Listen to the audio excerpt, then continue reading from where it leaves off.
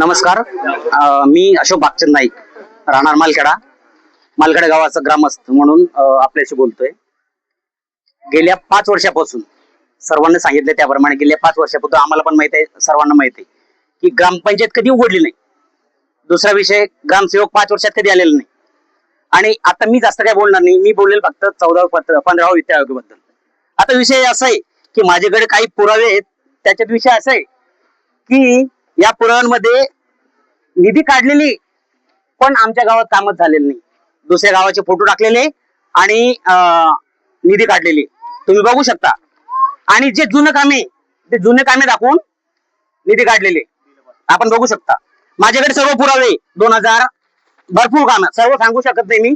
2002 पासून 2020 पासून तर 2026 पर्यंत, 2021, 22, 22, 23 तर अशा प्रकारचे घोटाळे झालेले. त्याच्यामुळे सकाळी कामे झालेले, असं नाही सांगत मी कामे झालेले नाही म्हणून, पण कामे झालेले. पण आता तुम्ही मला सांगा, जो पण व्यक्ती फोटो द्या 1 मिनिट.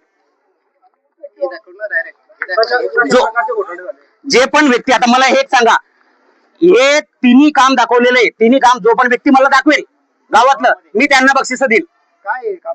हे काम आता मला सांगा, हे काम ते गुरांसाठी बांधलेलं आहे.